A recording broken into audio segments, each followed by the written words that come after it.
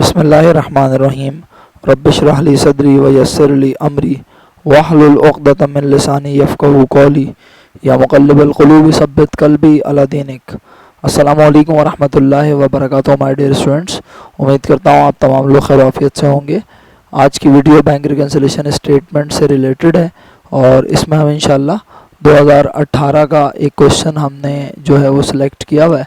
2018 का ये सवाल 2018 प्राइवेट का क्वेश्चन नंबर 3 है, जो कि एडीसी के स्टूडेंट्स के लिए हमने सेलेक्ट किया है और यकीनन इस वीडियो से फर्स्ट ईयर के स्टूडेंट्स भी जो है वो फ़ायदा हासिल कर सकते हैं। अगर वो अपना बैंक रिकन्सिलेशन स्टेटमेंट को स्ट्रॉन्ग करना चाहते हैं तो इसमें कुछ एडवांस लेवल की चीज़ें अगर वो इन वीडियोस को देखें, पढ़ें, समझें तो उनका बैंक रिकन्सिलेशन स्टेटमेंट बहुत स्ट्रॉन्ग हो जाएगा इंशाल्लाह। तो चलिए आगाज़ करते हैं। हम इस सवाल में बैंक रिकन्सिलेशन स्टेटमेंट बिल्कुल भी नहीं बना रहे, बल्कि हमारी वीडियो बनाने का मकसद है जो एंट्रीज़ बनाई जाती हैं फॉर्म कंपनी की बुक में मंथ एंड पर रिकन्सिलेशन स्टेटमेंट बनाने के बाद उन एंट्रीज़ को डिस्कस किया जाए। तो हमारे सामने ये 2018 regular question number 3 Ibrahim and company का बैंक रिकन्सिलेशन स्टेटमेंट बना हुआ है और जैसे कि आप देख सकते हैं कि दोनों साइड बैलेंस हैं। और अगेन इस वीडियो में भी मैंने जो कैश बुक का बैलेंस है उसे अनएडजस्टेड और एडजस्टेड बैलेंस को राइट किया हुआ है। रीज़न आप अच्छे से जानते हैं अब अल्हम्दुलिल्लाह, क्योंकि इनकी एंट्रीज़ नहीं बनाई जाती। और जहाँ तक बात है एक ग्रीन और ये कलर अलग क्यों है, इसकी वजह ये तमाम माइनस में अमाउंट है और एक पॉजिटिव अमाउंट है। तो हम वक्त ज़ाया किए बगैर एंट्रीज़ बनाने का आगाज़ करते हैं। जैसा कि लास्ट वीडियो में मैंने आपको बताया, पॉजिटिव में हमारा बैंक बढ़ेगा, बैंक एसेट बढ़े तो डेबिट, और नेगेटिव वाली तमाम अमाउंट में हमारा बैंक कम होगा, बैंक एसेट कम हो तो क्रेडिट। ठीक है, तो मैं यहाँ पर पहली एंट्री बनाने लगा हूँ और यकीनन बिज़नेस का नाम ऊपर आ गया, जर्नल आ गया, एयर आ गया, फिर डेट लिख दिया आपने। और पहली एंट्री हम बना रहे हैं पॉजिटिव पॉइंट की 45,000 की, जो हमारे बैंक को बढ़ा रहा है। तो मैंने बैंक कर दिया डेबिट, अमाउंट लिख दी 45,000 रुपीज़ और वजह लिखी। क्या वजह लिखी आइए देख लें, डिविडेंड कलेक्टेड बाय बैंक, तो इसे डिविडेंड इनकम भी कहते हैं, डिविडेंड इनकम या इन्वेस्टमेंट इनकम, राइट।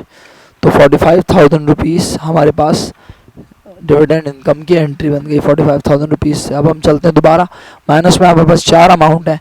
ये 4 अमाउंट हमारे बैंक को कम करेंगी। यकीनन बैंक के कम होने की जो वजह है वो 4 हैं, तो 4 चीज़ें डेबिट होंगी और बैंक क्रेडिट होगा। तो बैंक क्रेडिट होगा तो बैंक को मैंने यहाँ क्रेडिट में लिख दिया। एंट्री बनाते हुए आमतौर पर पहले क्रेडिट नहीं लिखते, आप सब अच्छे से जानते हैं। बहरहाल मैंने सिर्फ समझाने की गर्ज से लिखा। अब पहली बार बैंक के कम होने की वजह नोट पेड बाय बैंक है। इसका मतलब है एक नोट जो हमें पे करना था वो बैंक ने हमारे बिहाफ पे पे कर दिया, हमारी लाइबिलिटी ख़त्म हो गई। लाइबिलिटी कम हो तो हमेशा डेबिट, 15,000 से मैंने नोट पे बिल डेबिट में लिखा। उसके बाद और पढ़ता हूँ, 1800 interest on note paid by bank, bank ने इंटरेस्ट पे किया तो मेरा इंटरेस्ट देने से क्या हुआ, खर्चा। ठीक है, तो उसे कहते हैं इंटरेस्ट एक्सपेंस। अल्लाह करे आपको अच्छे से समझ आ रही हो ये वीडियोस।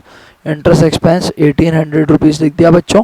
उसके बाद फिर हम देखते हैं 9,000 डिज़ॉनर चेक। डिज़ॉनर चेक का बैकग्राउंड आपको याद दिलाऊं, जब कोई कस्टमर हमें चेक देता है और हम उसका चेक अपने अकाउंट में जमा करवाते हैं तो हम ये अज्यूम करते हैं कि उसके अकाउंट से पैसे हमारे अकाउंट में ट्रांसफ़र हो जाएंगे और हम अपने बैंक बैलेंस को बढ़ा लेते हैं।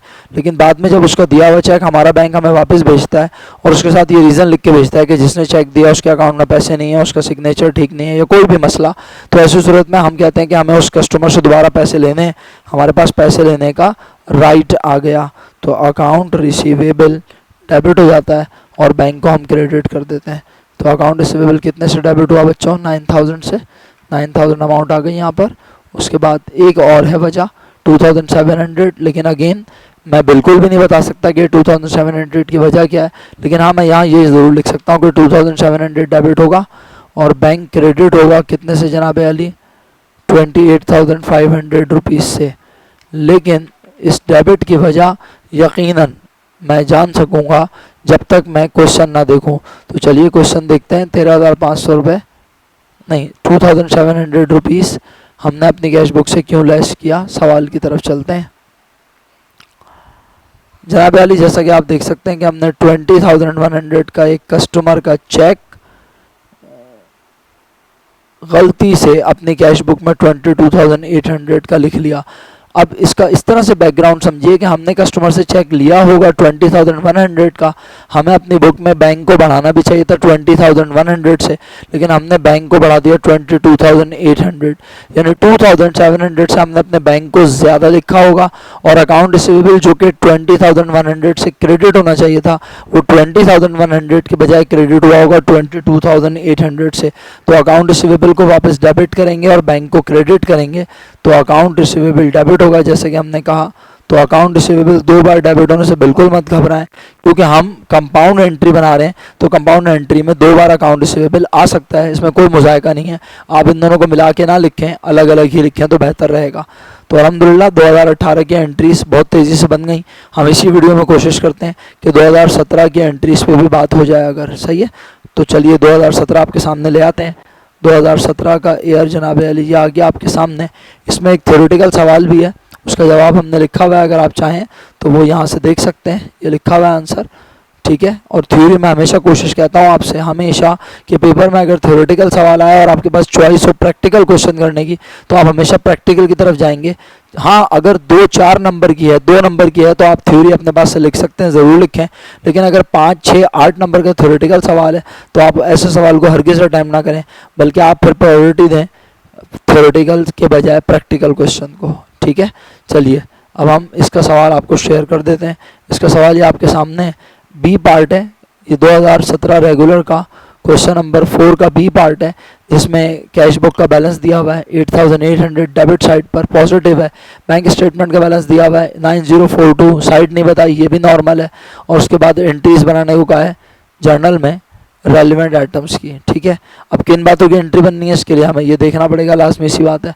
इस बार मैंने हाईलाइट नहीं किया क्योंकि मैं उम्मीद करता हूँ कि आपको अंदाज़ा हो गया कि बैंक स्टेटमेंट की किसी पॉइंट की एंट्री नहीं बननी, कैश बुक में अनएडजस्टेड बैलेंस और एडजस्टेड बैलेंस की एंट्री नहीं बननी। तो बनेंगी टोटल 4 चीज़ों की एंट्री, जिसमें से 2 हैं नेगेटिव और 2 हैं पॉजिटिव, ठीक है। अच्छा, अब बात ये कि आप पॉजिटिव नेगेटिव जैसे आपका दिल चाहे, आप 4 अलग अलग एंट्री बनाना चाहते हैं 4 अलग अलग बनाएं, और अगर कंपाउंड बनाना चाहते हैं तो कंपाउंड बनाएं। अब 385 में बैंक ने हमारे ब्याज पे इंश्योरेंस के पैसे दिए हैं, और चेक बुक चार्जेस और सर्विस चार्जेस में बैंक ने हमारे अकाउंट से पैसे डिडक्ट कर लिए हैं, और इसी तरह एक कस्टमर हमारे बैंक अकाउंट में पैसे जमा करवा के गया है और बैंक ने हमारे ब्याज पर डिविडेंड रिसीव किया। ये तमाम चीज़ें अब बस जल्दी से इनकी एंट्री देखिए, एंट्री नीचे ही बनाई हुई है हमने, तो इसमें कोई एरर वगैरह नहीं है। तो अगर आप गौर से देखें तो हमने पहले एंट्री बनाई है बैंक के बढ़ने की, तो बैंक बढ़ा, पॉजिटिव अमाउंट 577, अकाउंट रिसीवेबल चला गया और 260 का डिविडेंड इनकम में इजाफा हुआ। तो account receivable credit, dividend income, investment income credit और बैंक डेबिट। अल्लाह करे आपको एंट्री समझ आ गई हो, बिल्कुल मुश्किल नहीं है, नरेशन आपको लिखना सिखा चुका हूँ इसी वीडियो में, और उसके बाद इससे पिछली वीडियो में भी सिखाई। और उसके बाद बच्चों अगर आप देखें तो माइनस वाली 2 अमाउंट हैं, एक इंश्योरेंस प्रीमियम और दूसरा है cheque book charges, service charges, ठीक है। तो ये दोनों चीज़ें हमारे बैंक को कम करेंगी। आइए इनके बारे में भी देख लेते हैं। इंश्योरेंस एक्सपेंस या प्रीपेड इंश्योरेंस, ये आपकी चॉइस है, जैसे कि मैंने आपसे बोला, insurance expense, prepaid insurance debit और बैंक सर्विस चार्जेस डेबिट, ठीक है, अमाउंट 45 रुपीज़। तो इसके नीचे एंट्री बनी हुई है, ये चेक कर लेते हैं, 385 और 45, ठीक है। और बैंक क्रेडिट हो गया, बैंक क्रेडिट में लिखा नज़र आ रहा है। अल्हम्दुलिल्लाह यहाँ पर 3 सवाल यानी 2 सवाल इस वीडियो में और एक इससे पहले वाली वीडियो में मैंने कवर किया। अब देखें थोड़ी सी आप एफर्ट करें, अगर आपने बैंक रिकन्सिलेशन स्टेटमेंट की एंट्रीज नहीं पढ़ी हैं, अपनी एफर्ट करके देखें, इंशाअल्लाह अल्लाह ने चाहा तो आप लोग बैंक रिकन्सिलेशन स्टेटमेंट ना सिर्फ बनाने के बल्कि उसके एंट्रीज बनाने में भी बहुत काबिल हो जाएंगे इंशाअल्लाह। मेरी नेक तमन्नाएं, दुआएं आपके साथ हैं। अल्लाह पाक आपको पेपर में अच्छे नंबर से कामयाब फरमाएँ। तमाम लोग बहुत मेहनत करें, फर्स्ट ईयर के पेपर भी करीब हैं और स्टार्ट होने वाले हैं इंशाल्लाह। और एडीसी जिसे बीकॉम जिसे प्रीवियसली कहा जाता था, उसके भी पार्ट 1 के पेपर इंशाल्लाह बहुत जल्द स्टार्ट होंगे जुलाई में इंशाल्लाह। तो आप लोग अच्छी सी प्रिपरेशन करें ताकि आप बहुत अच्छे से अपना, अपने माँ बाप का, अपने असातिज़ा का नाम रोशन कर सकें। अल्लाह ताला आप तमाम लोगों को अपने हिफ्ज़ अमान में रखे। खुश रहिए, मुस्कुराते रहिए, अपना ख्याल रखिएगा, मुझे दुआओं में याद रखिएगा। फ़ी अमान अल्लाह। अस्सलामु अलैकुम व रहमतुल्लाहि व बरकातुहू।